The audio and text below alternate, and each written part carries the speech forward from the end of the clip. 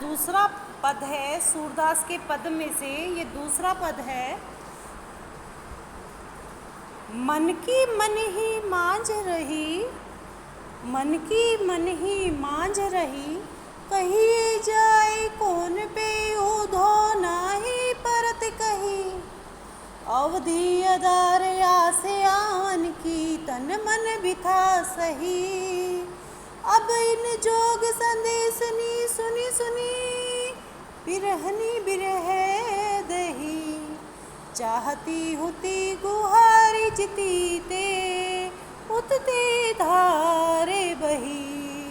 सूरदास अब धीर धरी, क्यों मर ज्यादा न लही।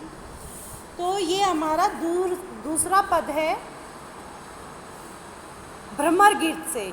जो भ्रमर गीत था ये सूर सागर का एक खंड था, एक हिस्सा था, जिसमें उद्धव गोपियों को समझाने आए हैं कि वो निर्गुण उपासना को अपनाएं और श्री कृष्ण को याद करना, उनके विरह में दुखी होना छोड़ दें। और गोपियाँ जो है अपनी समस्या बता रही है, अपनी मजबूरी बता रही है कि वो श्री कृष्ण के प्रेम को नहीं छोड़ सकती, क्योंकि श्री कृष्ण के से अगर वो अलग हुई तो वो इस तरह से मर जाएंगी जैसे गुड़ से चींटी अलग करने पर मर जाती है।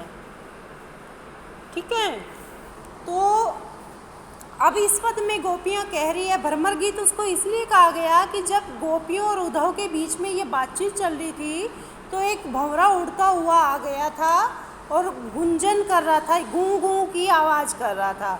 तो उसको डांटने के द्वारा गोपियों ने एक तरह से उद्धव को ही व्यंग किए थे।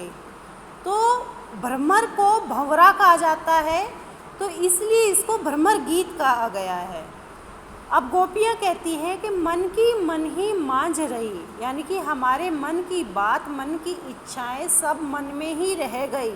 अब तक हम सोच रहे थे कि श्री कृष्ण हमसे मिलने आएंगे तो हम उनको ये कहेंगे, वो कहेंगे, अपनी विरह के बारे में बताएंगे, किस तरह से उनके वियोग में कैसे वो दिन बिताती हैं वो बताएंगे, और कैसे उनके बिना उनका पूरा समय उनको याद, श्री कृष्ण को याद करने में जाता है, ये बताएंगे। तो उनकी मन की बातें गोपियों की मन में ही रह गई। कहिए जाए कौन पे उधो, कि अब किस तरह से कहें, हम किसको जाके कहें, ना ही परत कही। अब तुमसे तो हम सारी बात नहीं कह सकते, अब जिसके लिए जो भावनाएं हैं वो उसी से ही तो कही जाएंगी। अगर हम किसी दूसरे को कहेंगे तो वो ना तो उन बातों को समझेगा और ना ही उन पे विश्वास करेगा। अवधि आधार आस आवन की, इतना सुंदर उदाहरण है अनुप्रास अलंकार का। आ वर्ण की बार बार आवृत्ति हुई है। अवधि आधार आस आवन की, यानी कि अवधि यानी कि एक समय जो आधार बन गया था, आने की उम्मीद का आधार बन गया था, जिसको देख के ये लगता था कि हाँ इतना समय बीत गया है, अब श्री कृष्ण हमसे मिलने ज़रूर आएंगे। ये आने की उम्मीद का एक आधार था कि हाँ इतना समय हो गया है, वो यही तो कह के गए थे कि इस इतने समय बाद मैं आ जाऊँगा। तन मन भी था सही, तो अब तक हमें ये उम्मीद थी कि इतने समय बाद श्री कृष्ण हमसे मिलने आएंगे, और हम उस उम्मीद के आधार पर तन और मन की व्यथा, बिथा मतलब व्यथा यानी कि दुख, वो हम सहती रही। अब इन योग संदेश नहीं सुनी, लेकिन अब आपके इन योग संदेश को सुनकर, निर्गुण योग की उपासना को सुनकर बिरहनी बिरह दही, बिरहनी यानी कि जो अपने प्रेमी के वियोग में व्याकुल है, जिसका प्रिय दूर चला गया है और उसकी वो याद में वो दुखी है, विरहनी, विरह यानी कि दुख, दही मतलब अब तुम्हारे इन निर्गुण योग की उपासना के संदेश को सुनकर हम विरहणियाँ विरह के दुख में और भी ज़्यादा जलने लगी हैं। अब और भी ज़्यादा जलन होने लगी है, दुख होने लगा है।